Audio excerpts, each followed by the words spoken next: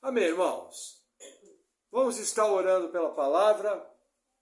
Senhor, eu oro em nome de Jesus, pedindo que o Senhor venha com o teu poder, nos dando sabedoria e entendimento na palavra. No nome de Jesus, amém. Amém, irmãos? Veja, hoje nós vamos retomar o nosso estudo no livro de Neemias, no capítulo 7. Então, relembrar algumas coisas para os irmãos. Veja, Neemias ele vai para Jerusalém no ano de 445. Esdras já havia chegado à cidade 12, 13 anos antes, no ano de 458. Esdras vai fazer uma reforma religiosa. Só que Neemias encontra uma cidade devastada, muros destruídos, monturos de pedra. Ele encontra os ricos oprimindo o povo. Ele encontra judeus sendo vendidos como escravos aos gentios. Também ele encontra uma grande influência do governador de Samaria, Tobias e Sambalate, homens ímpios, homens pagãos, que tinham vários laços com os sacerdotes. Os sacerdotes tinham muita contaminação. Na verdade, ele encontra Jerusalém bem debilitada. E ele permanece no seu primeiro governo 12 anos. Nesses 12 anos, ele vai fazendo uma completa reestruturação da cidade. E a primeira obra que ele vai mexer é no muro. E quando os inimigos veem que o muro está sendo reconstruído, eles fazem de tudo para tirar Neemias da obra. Eles, inclusive, tentam retirar Neemias da cidade para a região de Onã. E olha que interessante que eu não falei na última palavra. Onã era uma região marcada pela rebeldia. Se Neemias tivesse ido até a cidade de Onã, seria muito fácil o governo persa interpretar que Neemias queria fazer uma revolta. Eles, inclusive, ameaçam Neemias. Nós vamos mandar uma carta para o rei, dizendo que vocês querem se rebelar. Lembrando que no capítulo 4 do livro de Esdras, nós vemos a mesma estratégia na época da reconstrução do templo. E ao mandarem uma carta para o rei, eles conseguem bloquear a reconstrução. Então o que acontece? É ameaça para tudo quanto é lado, só que Neemias firme, Neemias focado. Inclusive ele recebe uma falsa profecia. Ele é convidado a entrar no templo, coisa que ele não poderia fazer. Isso mostraria que ele estava com medo, que ele estava com covardia. Isso tornaria ele maldito, de acordo com a lei de Moisés. Então, toda circunstância contrária a Neemias. E ele permanece firme. Uma das características de Neemias, primeiro, obediência à lei. Segundo, foco. Ele foi com um objetivo claro: reedificar a cidade, reedificar os muros. Uma coisa muito interessante ligada a essa história. A profecia das 70 semanas de Daniel inicia com a reedificação dos muros. Os anos das 70 semanas, essa profecia tão importante, que nos alcança até hoje, são marcados pela reedificação do muro. E o capítulo 7 começa da seguinte forma. Neemias 7, versículo 1, diz assim: Sucedeu que, depois que o muro foi edificado, eu levantei as portas e foram estabelecidos os porteiros, os cantores e os levitas. Olha que interessante, veja, foram 52 dias para reedificar o muro. Uma velocidade absurda. O muro era enorme, tinha locais que ele tinha 10 metros. Haviam 42 equipes de obras trabalhando separadamente espalhadas pelo muro. Mas de acordo com o tamanho da obra, eles trabalharam duro. Deus abençoou grandemente a obra. E assim que o muro ficou pronto, foram colocadas as portas. Não somente isso, Neemias organiza os ministérios, todas as equipes do templo, as equipes dos guardas. Então, além de acabar a obra, além dele fechar tudo com portas, ele organiza o material humano, tanto para exercer o ministério no templo, como para fazer os cuidados da cidade. Novamente, mais uma marca da organização e da sabedoria. Irmãos, quando você estiver diante de uma situação, avalia, ore, busque discernimento. E ao saber o que tem que ser feito, realize plenamente, completo, etapa por etapa. Quanto menos coisa você deixar para trás, melhor é. Amém? Versículo 2. Eu nomeei a Anani, meu irmão, e a Ananias, líder da fortaleza sobre Jerusalém, porque ele era homem fiel e temente a Deus, mais do que muitos. Irmãos, Neemias aqui nos ensina mais uma coisa, ele se cerca de homens da sua confiança. Seu irmão, quem foi Anani? Foi Anani que viajou de Jerusalém até a fortaleza de Suzã e se encontrou com Neemias para dar o relatório da cidade. Anani era alguém que se importava com o seu país. A viagem de Anani despertou Neemias. Anani foi o homem usado para despertar Neemias no seu chamado. E olha o prêmio que ele recebe do próprio Deus através da sua providência. Ele é levantado por seu irmão para ser governador da cidade. Não somente ele, um homem chamado Ananias. Quem era Ananias? Ananias era o líder, era o prefeito da parte norte da cidade. Ele era o responsável pelo templo. Homem extremamente competente, mas a principal característica de Ananias, ele temia a Deus. Veja que interessante, eu expliquei para os irmãos que Jerusalém, a oeste, ao sul e ao leste, era cercada por 3 vales muito profundos. Porém, ao norte, que era o lado do centro, ao lado do templo, era uma região plana. Sempre que Jerusalém foi atacada, foi pelo lado norte. Ananias, além de temer a Deus, era o homem responsável pela edificação da parte norte, a parte mais exposta. E também era o homem responsável pela segurança da parte norte. Então, não apenas ele temia a Deus, ele era o servo de Deus que tinha competência técnica para fazer aquilo que tinha que ser feito. Por isso que muitos pastores entendem que Neemias é o maior manual administrativo da Bíblia. Neemias consegue superar até as estratégias de José no Egito. Porque José ele trata de um aspecto. Neemias trata de vários. Por isso que quando esses princípios são ensinados, eles são inclusive usados para a própria igreja.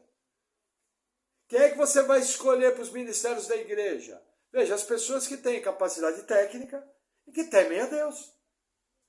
Até hoje é o mesmo princípio. Então nós podemos estar aprendendo sempre com Neemias para todos os aspectos da nossa vida. Lembre-se, cerque-se de pessoas que temem a Deus. Busque conselhos e orientação com pessoas que não apenas temem a Deus, mas que têm conhecimento técnico. Ali você vai andar de maneira mais segura. Amém? Vamos seguir. Versículo 3. E disse-lhes: não se abram as portas de Jerusalém até que o sol aqueça. E enquanto os que assistirem ali, permanecerem. Fechem as portas, e vós trancai-as. E ponham-se guardas dos moradores de Jerusalém, cada um na sua guarda, e cada um diante da sua casa. Olha que interessante, ele vai tratar de mais um aspecto, segurança. Mais à frente nós vamos ver por quê. O povo da cidade era muito pouco.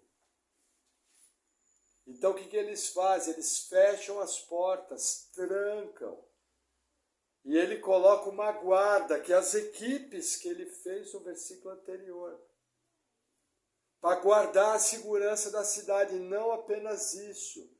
Ele pega cada morador e fala, olha, você vai ser o responsável por guardar sua casa.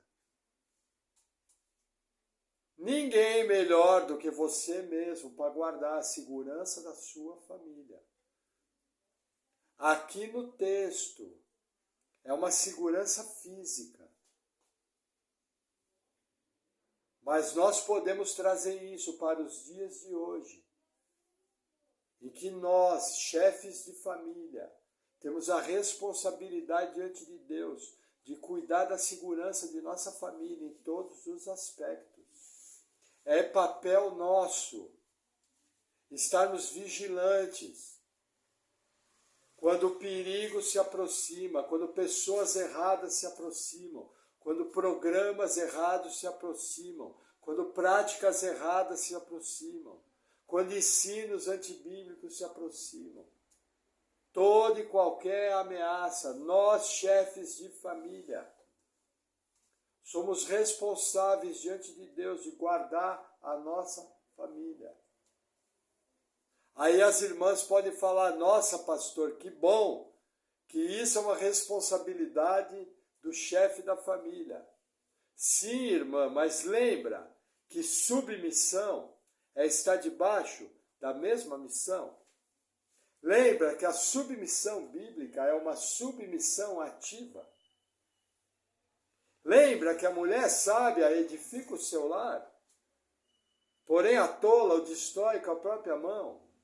Então é seu papel também, como adjuntora idônea, está trabalhando ao lado do seu marido.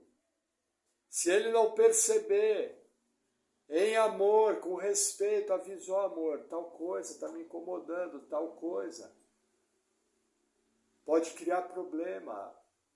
Às vezes a mente dele está cheia de muitas situações, às vezes ele não está numa fase boa. E Deus usa você para ajudá-lo debaixo da mesma missão. E não importa se o seu marido é crente ou é incrédulo. Ore antes, para você alcançar favor. Lembra da rainha Esther, que alcançou vários favores do rei Xerxes, seu marido? Lembra a sabedoria de Esther? Então nós já aprendemos. Agora, o fato de você ajudar, fazer o seu papel, não vai tirar do seu marido a responsabilidade diante de Deus de proteger a sua família. Agora, a segurança e o bem-estar dos nossos é coisa extremamente importante. Foi a primeira coisa que Neemias mexeu. Fechou o muro, colocou a porta. O que ele faz? Atitude excepcional, fecha tudo. Durante a noite fica tudo fechado. E só abre quando o sol estiver alto. Para ninguém vir pela sombra e atacar a cidade. Temos que lembra Sambalate, Tobias, Gesem, os arábios, o pessoal da região dos filisteus, de todas as regiões estavam contra Jerusalém. Então Neemias não teve dúvida, fecha tudo, foi radical. Não precisa entrar em pânico, mas seja firme na questão da proteção. Amém? Vamos seguir, versículo 5.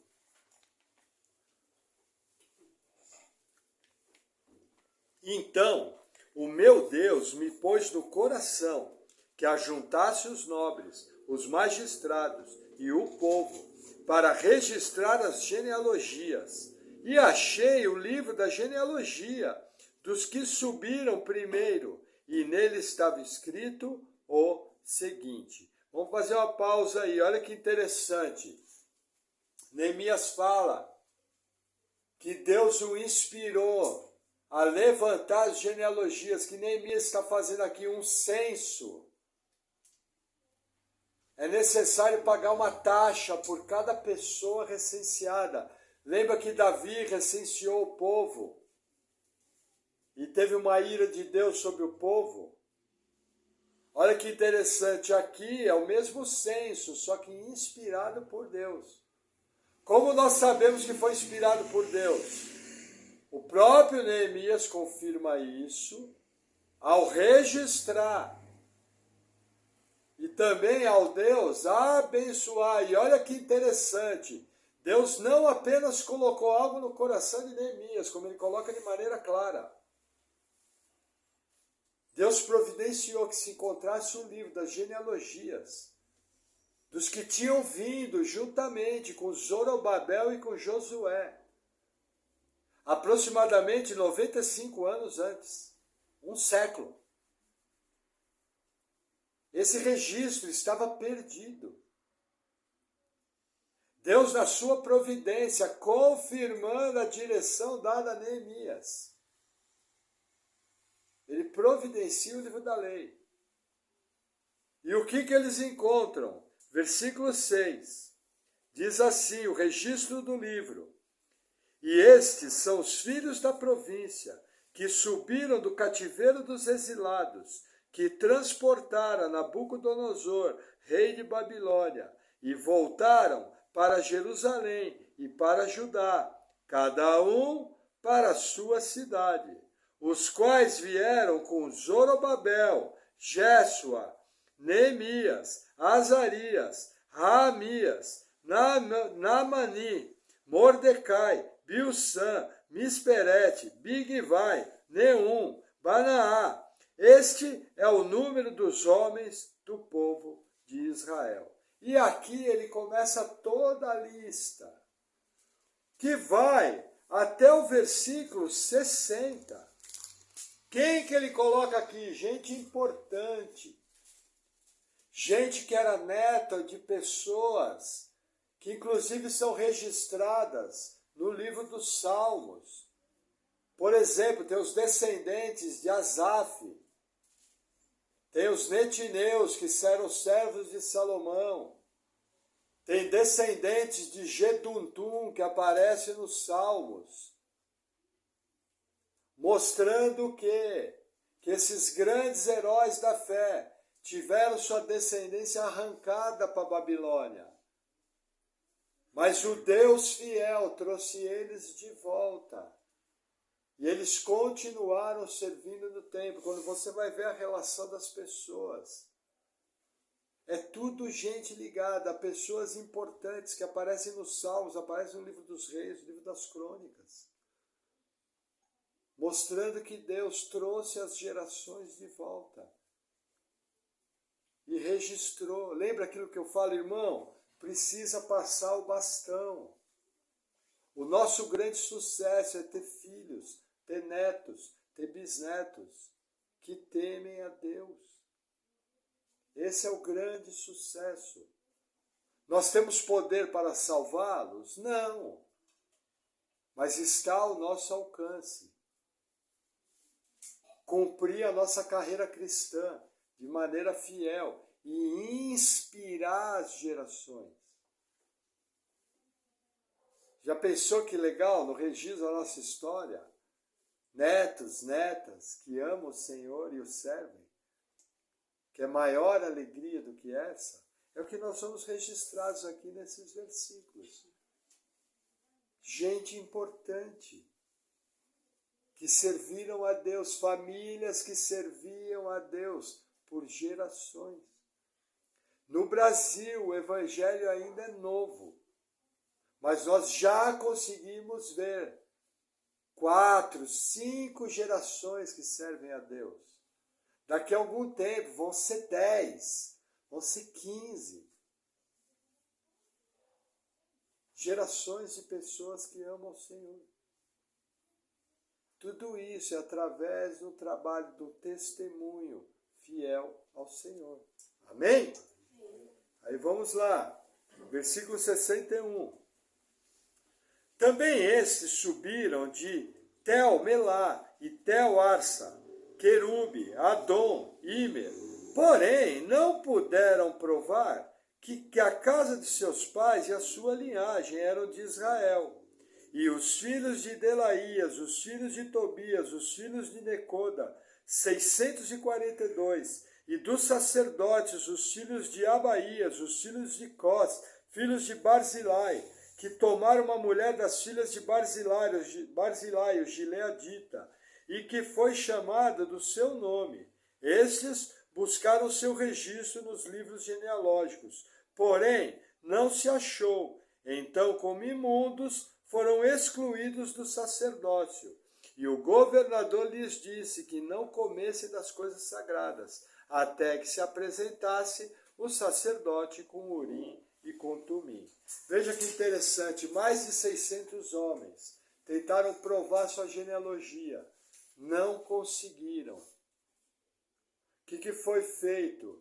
Eles foram proibidos de ministrar e de comer das coisas sagradas, até que o sacerdote lançasse sortes, o Urim e o Tumim, para confirmar se eles podiam trabalhar no templo ou não.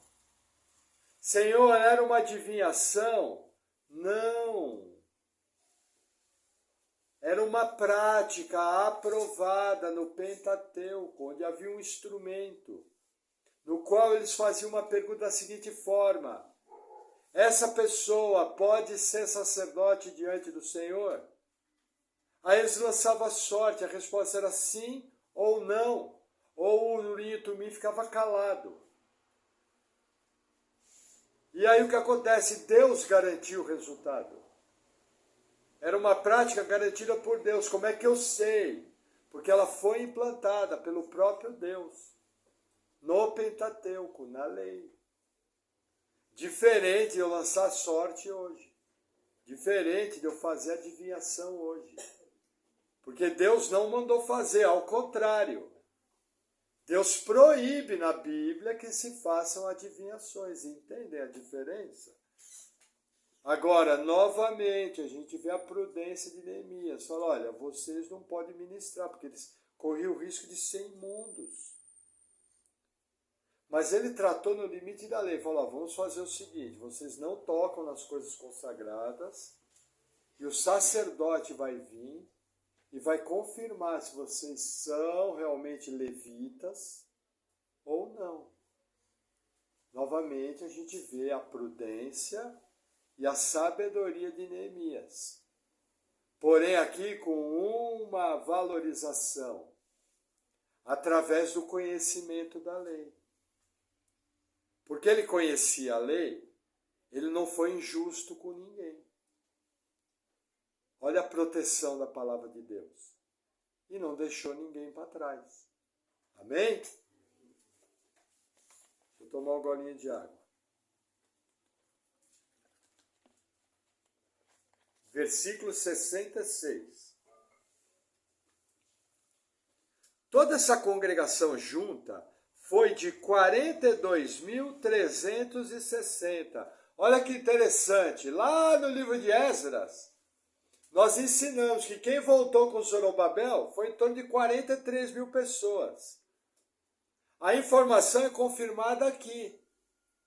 Olha que interessante, quem veio com Neemias e com Esdras foi bem menos gente. Com Esdras foi em torno de 2.000 e poucas pessoas.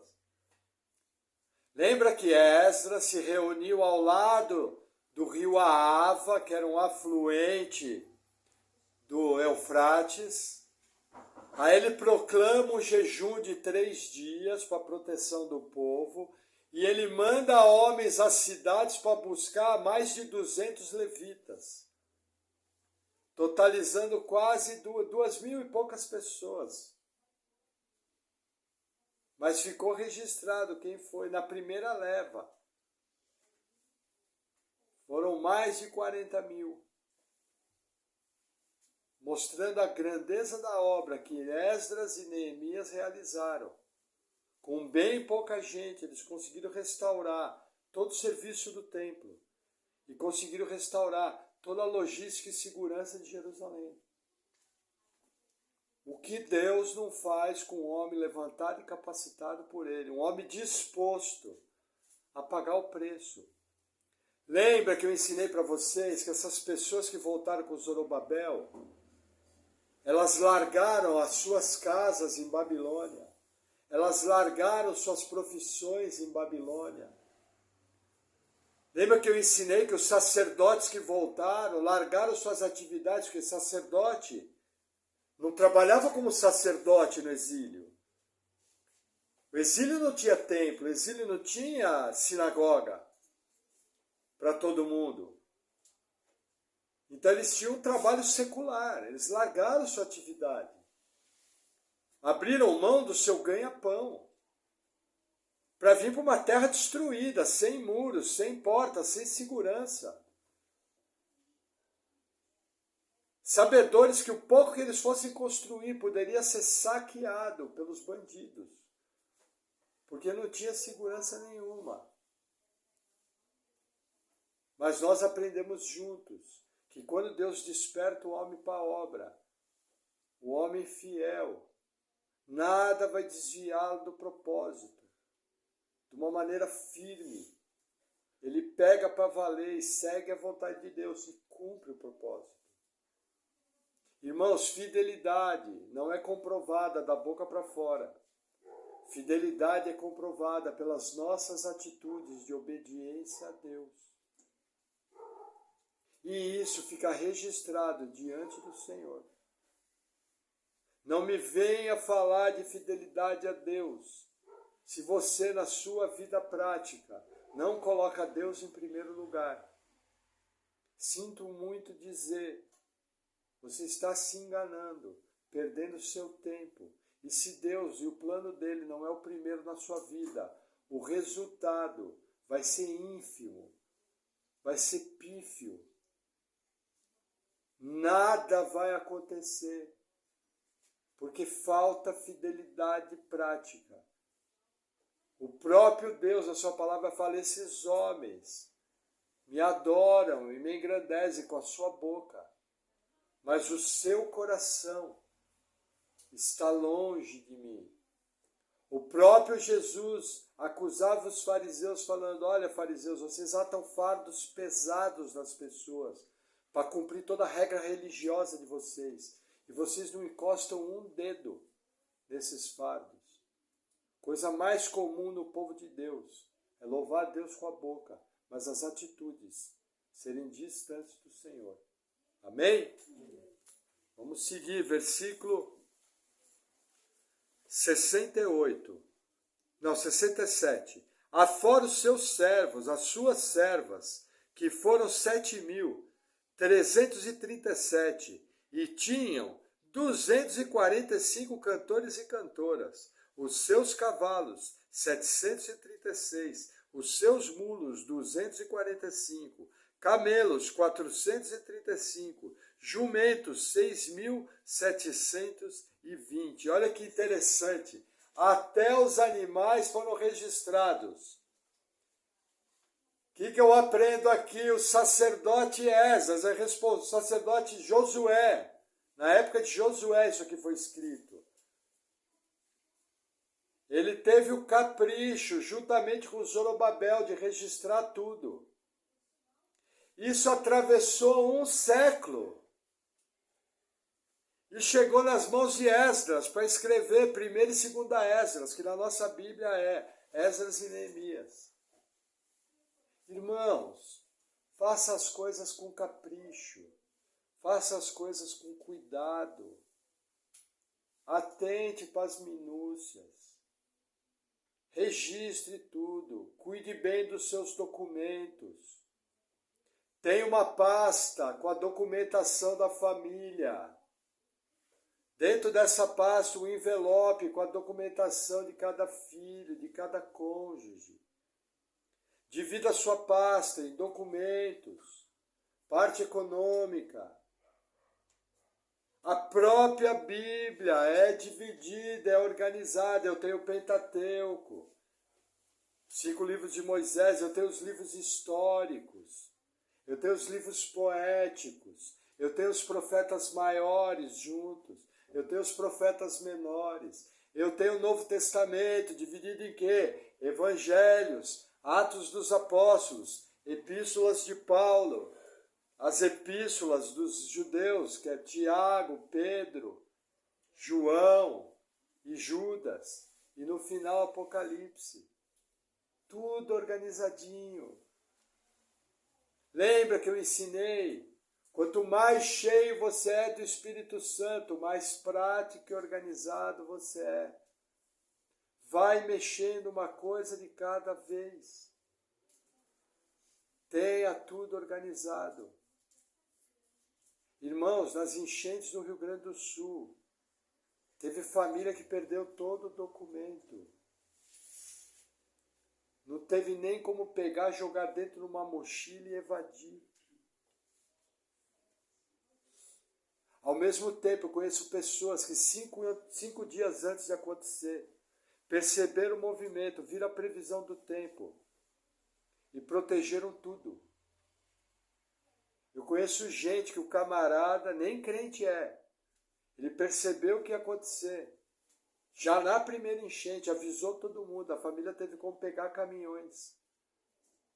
E praticamente toda a rua dele, a família, ninguém perdeu nada. Porque simplesmente estava vigilante, organizado. Cuidado, irmãos. Nós vamos ficando atarefados com várias coisas. E vamos deixando coisas importantes para trás. Pastor, é muita coisa, vai fazendo uma coisa cada vez. Esse ano aqui nós vamos num processo aqui em casa, é um estreito. Mas cada coisinha que nós temos mexido, entendeu? E você vê, ainda falta pintar a igreja. Misericórdia, Senhor. Mas isso não quer dizer que nós estamos parados. Estou só mexendo aqui dentro, mexendo na logística, organizando a igreja, organizando a minha vida, organizando o nosso trabalho. Sempre tenho que fazer. O trabalho não acaba. Os irmãos sabem disso. Falta dia e sobra serviço. É ou não é? Agora, se você vai se organizando, não fica mais fácil? Ver se eu mexo em algo, minha pasta de documentos e resolvo, eu só preciso mexer uma vez. Você quer saber se sua pasta de documento está organizada? Faz um teste. Na semana da votação. Você acorda de manhã, a primeira coisa que você vai fazer, vai lá e busca seu título de eleitor e da sua esposa. Se você conseguir fazer isso em menos de 2 minutos, está tudo organizado. É um bom teste. Amém? Amém? Vamos seguir. Versículo 70. E uma parte dos chefes dos pais contribuíram para a obra. O governador deu para o tesouro em ouro 1.000 dracmas, 50 bacias e 530 vestes sacerdotais. E alguns, mais dos chefes dos pais, contribuíram para o tesouro da obra em ouro 20.000 dracmas e em prata 2.200 libras. E o que deu o restante do povo foi em ouro 20.000 dracmas e em prata 2.000 libras e 67 vestes sacerdotais. Olha que interessante. Primeiro, Neemias botou a mão no bolso, doou ouro, doou vestes sacerdotais, doou recurso. Não somente ele, nobres compromissados com a palavra, com o bolso convertido, seguindo o exemplo do seu líder, também contribuíram. Inspirados por isso, o povo também ajudou, cada um proporcionalmente. Agora, olha que interessante. Lembra que eu ensinei lá atrás que copeiro do rei era uma profissão importante e que Neemias ganhava uma grana preta. Nós vimos nos capítulos anteriores, ele sustentou todos os seus operários ligados a ele, do bolso dele.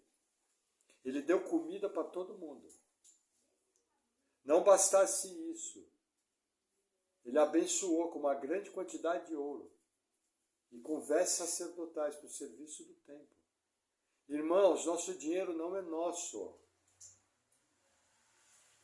Nosso dinheiro é de Deus, nós somos apenas despenseiros. Abominamos o evangelho da prosperidade, que é um falso evangelho, abominamos. Porém, entendemos que o nosso bolso tem que ser convertido. Também entendemos o seguinte, nessa igreja, primeiro Deus manda o recurso, depois nós realizamos o que tem que ser feito. Fomos fazer a pintura da igreja.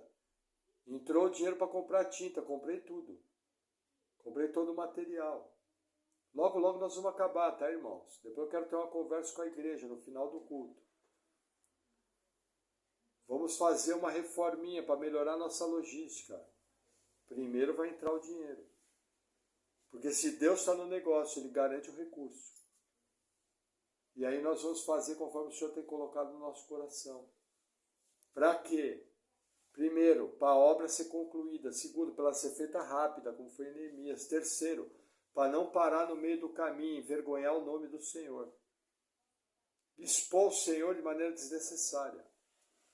Uma das marcas de que Deus está no negócio, Deus sempre manda o recurso. Pastor, Deus colocou no meu coração que meu filho vai fazer uma faculdade. Irmão, se Ele colocou no seu coração, Ele vai prover o recurso através da providência. Ou vai entrar numa faculdade pública, ou vai ganhar uma bolsa de estudos, ou Ele vai fazer com que você ganhe bastante dinheiro, vai entrar com recurso. A providência de Deus é uma doutrina bíblica. Qual é o grande problema das pessoas? O grande problema das pessoas é que elas dizem o seguinte, pela fé vou fazer. Isso não é fé. Isso é uma aventura. É repetitivo. Em toda a Bíblia, Deus primeiro manda o recurso. E aí manda fazer. Deus não é leviano. E o nome dele é glorificado. Então, cuidado. Tem gente que entra em dívida e coloca Deus no negócio. E aí o nome de Deus é envergonhado. Pastor, fiz pela fé. Não, você fez pela sua esperança, não é uma fé bíblica. Você fez porque você queria fazer. E não aguentou se segurar de vontade e está fazendo. Olha, que Deus tenha misericórdia e traga um recurso. Muitas vezes Deus traz, porque Ele é bom. Mas Ele não tem a obrigação de trazer. Amém? Eu vou ler o 73, mas nós vamos estudar ele no próximo bloco. E habitaram os sacerdotes, os levitas, os porteiros, os cantores, alguns do povo, os netineus, e todo Israel nas suas cidades. Mostrando assim o quê? Que todo mundo, depois de concluído tudo, se estabeleceu cada um no seu lugar. Os sacerdotes não moravam apenas em Jerusalém. Para vocês terem uma ideia, na época de Jesus, a maioria dos sacerdotes morava em Jericó. Porque morar em Jerusalém não é fácil, tem uma série de problemas. Entendeu? Então o que o capítulo está mostrando? Fechou o muro, colocou as portas, organizou as equipes, levantou todo mundo, confirmou quem tinha que ser confirmado, entrou o recurso financeiro e vida que segue. Cada um foi para sua casa e aí, de uma maneira prática, vivendo a vida, o povo começou a retomar a normalidade da sua vida. Amém? Amém. Vamos a algumas aplicações. Veja, a primeira delas. Irmãos, não tire o foco dos seus alvos. O que vai fazer você cumprir os alvos é o poder de Deus. Porém, a ferramenta física que Deus usa é manter o foco. O maligno tem duas formas de resistir, entre outras. Vou falar duas que veio à minha mente. Primeiro, ele tenta bloquear a ação de Deus para que a vontade de Deus não se cumpra. Pastor, base bíblica, isso aí está parecendo meio místico. O pastor está parecendo pentecostal. Que história é essa do diabo estar resistindo? Livro do profeta Zacarias, que estudamos há 2 meses atrás, a visão de Satanás diante do sumo sacerdote Josué para se opor a ele. Essa é a base bíblica. E outras passagens do Novo Testamento. Então, a primeira maneira, o diabo faz de tudo para fechar as portas. Porém, o poder de Deus é tanto, e a unção o que é? Poder de Deus para realizar um propósito. A unção se manifesta.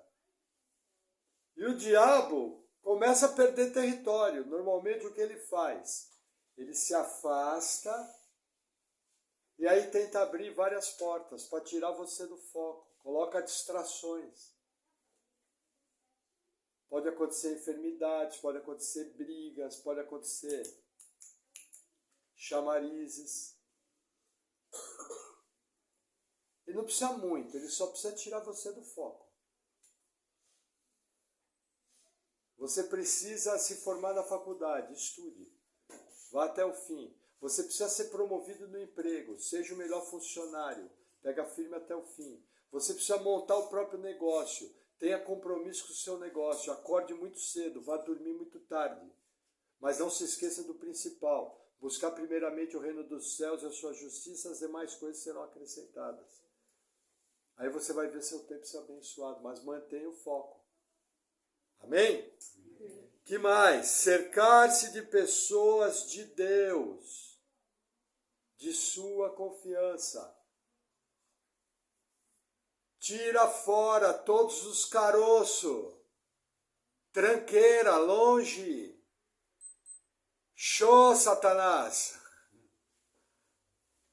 Sabe? Põe longe, não fica dando ouvido para gente que não presta.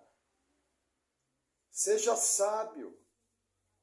Cerque-se de pessoas que vão te direcionar e fortalecer na vontade de Deus, que é boa, perfeita e agradável.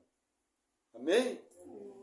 E naqueles que são incrédulos, também pode ser aproveitado. Cerque-se de pessoas que têm caráter e que têm princípios, que fecham com a Bíblia. Porque aí entra uma coisa chamada autoridade funcional. A pessoa tem autoridade por causa do que ela é. Ah, vou te dar um exemplo. Um bom médico ateu. Você às vezes vai lá fazer uma cirurgia com o melhor médico que tem, ateu. E Deus usa a mão do médico ateu, capacita a mão do médico ateu, para que você seja curado pelo médico ateu. Aliás, por Deus, através do médico ateu. Amém? Que mais? Necessidade de organização. Deus não é Deus de confusão, Deus é Deus de paz. Irmãos, organização é de Deus. Os irmãos sabem que eu gosto de fazer trilha. Quem anda comigo sabe, eu falo, ó, a sua mochila, você tem que saber mexer nela no escuro. Se apagar a luz, você tem que saber onde está cada coisa da sua mochila. Se você cair num buraco, você tem que saber onde está cada coisa da minha mochila. Não é confortável falarmos de nós mesmos, então vou falar da minha esposa. Minha esposa sabe onde está cada coisa dentro da mochila dela. Mas ela se disciplinou, antes não era assim. Aprendeu. Que Deus tenha misericórdia de nós e que nós façamos isso com nossos armários, com as nossas bolsas, com tudo, amém? Com a nossa sapateira, com a nossa gaveta, amém? Necessidade de segurança. Irmãos, muitas das oportunidades que os bandidos têm é porque nós demos moleza. Está andando na rua, viu alguém suspeito, dá meia volta e volta. Em tudo, tenha segurança. Lembra que Deus mandava edificar os muros e botar o sentinela? Mas ele falava, eu vou garantir a segurança, mas tinha o sentinela e tinha o muro. Não dê moleza. Você pode ter um prejuízo grande, você pode ter um percalço. Cuide das crianças, cuide dos netos. Coisas ruins acontecem. Não dê moleza, não confie, o mundo é mau, o mundo jaz no maligno. Não confie em pessoas que se dizem religiosas, sem antes conhecê-las bem. Nós aprendemos isso nos capítulos anteriores. Cuide da segurança em todos os aspectos. Amém? Que mais? Vigie a sua família e o seu casamento. Vigia, cuide, zele. E aí, para encerrar, veja, quem é fiel a Deus vai sempre trabalhar para que Deus seja glorificado. Amém? Amém. Vamos orar? Glória a Deus.